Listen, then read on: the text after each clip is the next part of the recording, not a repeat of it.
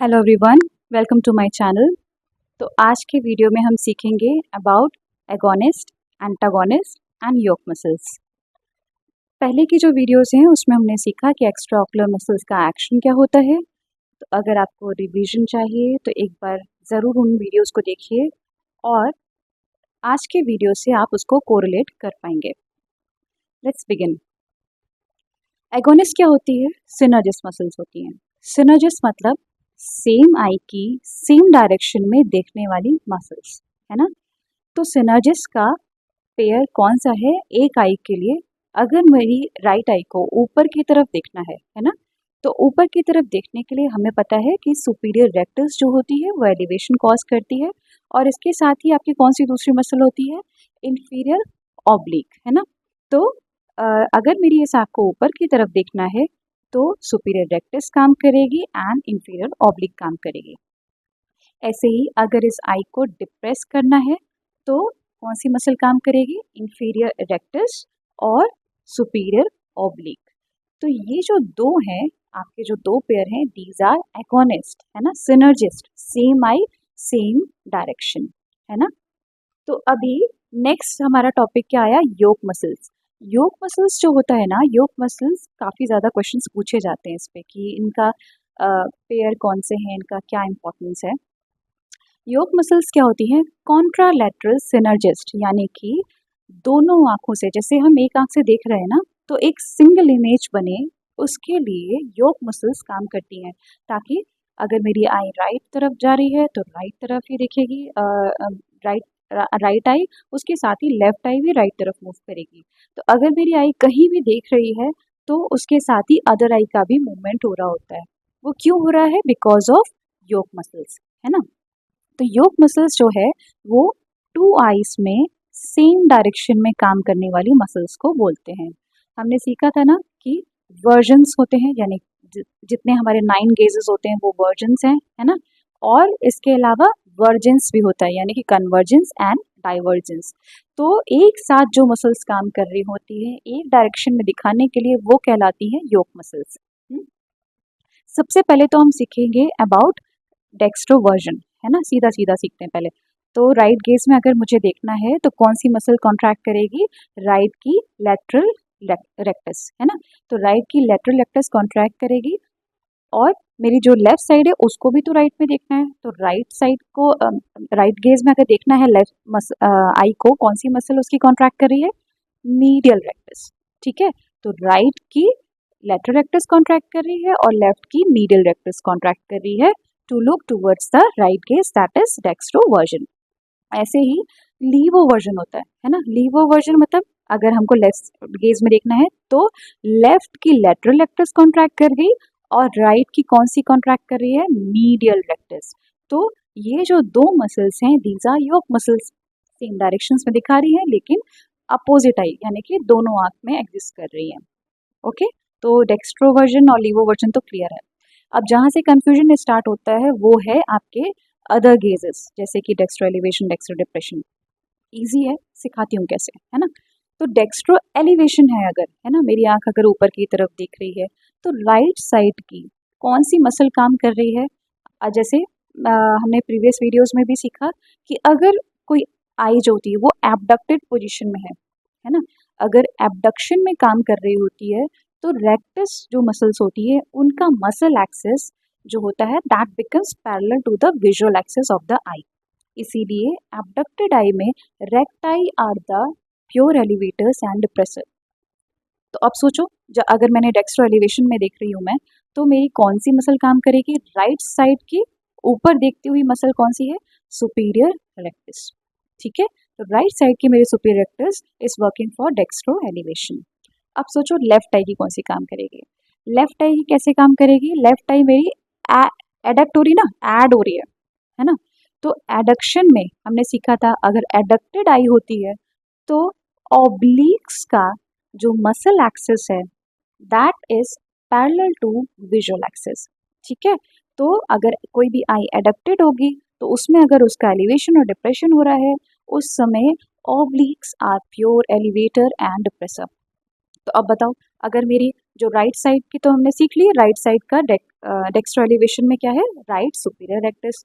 और left side का कौन सा काम करेगा, अगर लेफ्ट है मेरी उधर देख रही है तो लेफ्ट इंफीरियर ऑब्लिक, है ना, क्योंकि ऑब्लिक्स जो होती है अपने नाम का उल्टा काम करती हैं, एडक्टेड है तो ऑब्लिक्स, तो लेफ्ट इंफीरियर ऑब्लिक।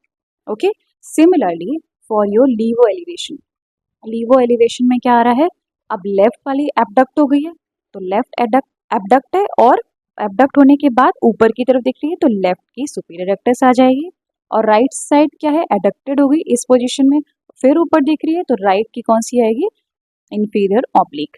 ठीक है, जो कि इस डायग्राम में भी है, इजीली आपको आ जाएगा, एक मसल को याद करो दूसरी अपने आप याद हो जाएगी, है ना, और कंसेप्ट क्लियर होना चाहिए। अगर भूल रहा हो तो जाके प्रीवियस वीडियोस में रिवाइज कर लो, छोटे से ही वीडियोस है, ज़्यादा टाइम नहीं लेंगे।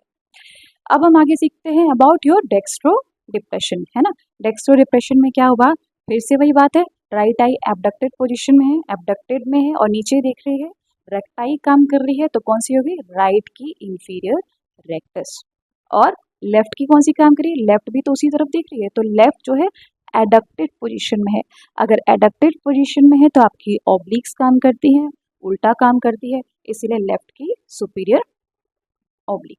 ठीक है ना, तो राइट की इंफीरियर रेक्टस और लेफ्ट की superior oblique in your dextro depression.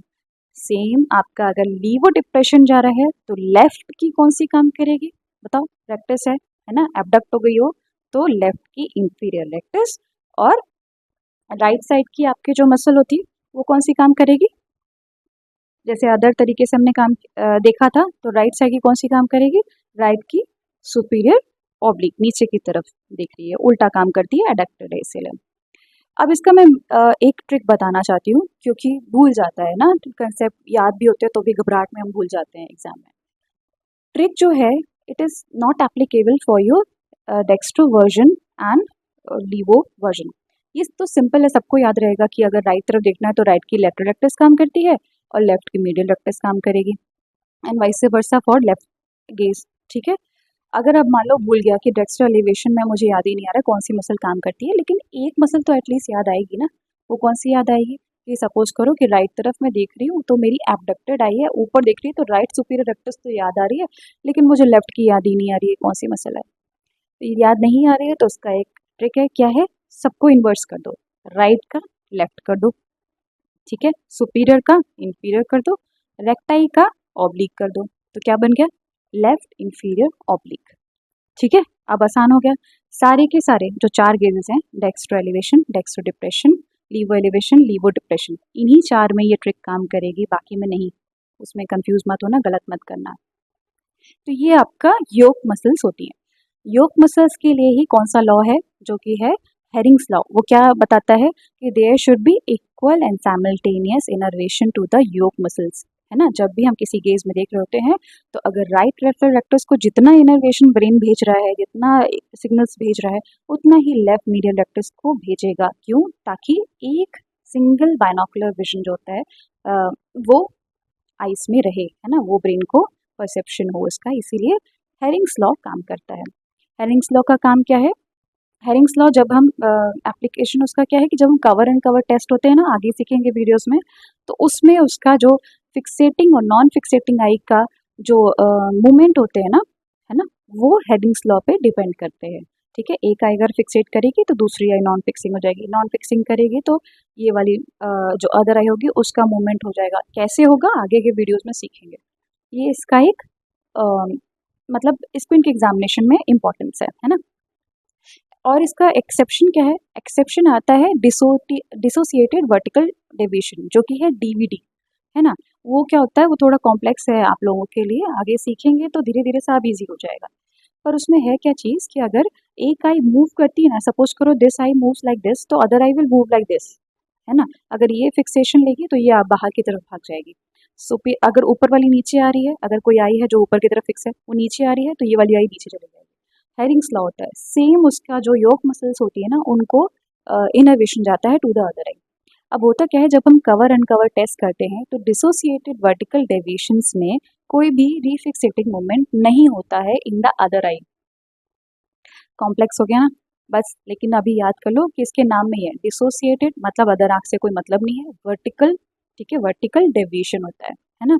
तो अगर हम कवर एंड कवर टेस्ट करते हैं तो अदर आई में कोई भी रीफिक्सेटिंग मूवमेंट नहीं होता है, तो ये हेरिंग्स लॉ का एक्सेप्शन है। नेक्स्ट पॉइंट क्या है हमारे पास, एंटागोनिस्ट क्या होते हैं। एंटागोनिस्ट का मतलब है कि एक दूसरे के अपोजिट एक्शन काम करना, पर इसमें क्या है ना, इसका एक जो आपका कंसेप्ट है वो क्या है कि ये सेम आई के हैं, है ना। सीधी सी बात है, इजी है। सेम आई में अपोजिट एक्शन, तो सेम आई में अगर अपोजिट एक्शन है तो वो एक आंख के मूवमेंट्स को हमने सीखा है क्या बोलते हैं, डक्शंस बोलते हैं। तो मोनो ऑक्यूलर होता है, ठीक है, मोनो ऑक्यूलर होता है ये। आपका शेरिंगटन्स लॉ भी इसी पे अप्लाई होता है। शेरिंगटन्स लॉ है क्या चीज़, कि अगर किसी आई में इनर्वेशन हो रहा है किसी एक मसल का, अगर किसी को सिग्नल्स जा रहे हैं तो उसकी जो एंटागोनिस्ट है, जो उसके उल्टा काम करती है, उसको इनर्वेशन सिग्नल्स कम जाएंगे। They should be decrease signals to that particular muscle, है ना, उसकी एंटागोनिस्ट को। मतलब जैसे कि मान लो राइट गेज में देखना है, तो राइट गेज में देखने के लिए राइट लेटरल रेक्टस को काफ़ी सारा इनर्वेशन जाएगा, है ना, ब्रेन कॉन्ट्रैक्ट करने को बोलेगा। और इसके साथ ही जो इसकी एंटागोनिस्ट कौन है, राइट की ही मीडियल रेक्टस, तो उसको क्या होगा, इनर्वेशन कम जाएगा, है ना, उसको कम करेगा तभी तो आँख बाहर की तरफ घूम पाएगी, ठीक है। तो शेरिंगटन्स लॉ जो होता है वो यही बताता है कि उसका क्या होता है, अदर जो उसकी एंटागोनिस्ट है उसको इनर्वेशन कम जाना चाहिए किसी एक डायरेक्शन में देखने के लिए, और ये एक आंख के लिए एप्लीकेबल है, मोनोऑक्युलर, ठीक है, डक्शन मूवमेंट के लिए। अब इसका भी क्या है, इसका भी एक एक्सेप्शन है। एक्सेप्शन का नाम है डुआन्स रिट्रैक्शन सिंड्रोम। ये भी कॉम्प्लेक्स है आपके लिए, तो याद करने के लिए, जैसे कि क्या होता है ना कि डुआन्स रिट्रैक्शन सिंड्रोम में होता क्या है कि लेटरल रेक्टस और मीडियल रेक्टस को दोनों को ही थर्ड नर्व सप्लाई कर रही होती है। वैसे तो लेटरल रेक्टस की सप्लाई क्या होती है, सिक्स नर्व। तो जब कॉन्ट्रैक्शन होता है ना, तो दोनों मसल का किसी पर्टिकुलर डायरेक्शन में देखने के लिए अगर हम आइस का मूवमेंट होता है, तो होता क्या है कि मीडियल रेक्टस और लेटरल रेक्टस जो होती है एक साथ कॉन्ट्रैक्ट करती हैं। एक साथ कॉन्ट्रैक्ट करने से जो ग्लोब होता है वो अंदर की तरफ रिट्रैक्ट हो जाता है, इसीलिए इसका नाम पड़ा है डुआन्स रिट्रैक्शन सिंड्रोम, है ना। अब ये थोड़ी हायर साइड की बात है, पर अगर याद रह जाए तो बहुत अच्छी बात है कि exception to the Sherrington's law is Duane's retraction syndrome. तो ये आज का जो वीडियो है, this is about your Hering's law, Sherrington's law and versions में जो आपकी मसल्स काम करती है ना, दैट इज इम्पॉर्टेंट। और यही आगे जाके बहुत बार क्वेश्चंस में पूछा गया है, इसीलिए अलग से एक वीडियो है। अभी तक के सारे वीडियोस में जितना भी कंसेप्ट आपको समझाया गया है वो अगर आपको याद है, तो आगे आने वाले वीडियोस में हम सीखेंगे कि स्क्विंट का एग्जामिनेशन कैसे करते हैं, तो वो धीरे धीरे आसान होता चला जाएगा, है ना। तो अगर कोई डाउट हो रहा हो तो आप मुझसे पूछिए, और इसके अलावा कोई और टॉपिक है जो कि स्क्विंट में आपको लगता है कि मुझे ऐड करना चाहिए, तो वो भी आप मुझे बताइए। आज के वीडियो में इतना ही, और आगे जानने के लिए मेरे चैनल को सब्सक्राइब करें और शेयर करो अपने सारे दोस्तों के साथ, और देखते रहिए कि मैं आपको कैसे कैसे आसानी से स्क्विंट सिखाती हूँ, और आगे आने वाले जितने भी टॉपिक्स हैं मेरी तरफ से पूरी कोशिश रहेगी, बस आप लोगों का सपोर्ट चाहिए। Thank you very much.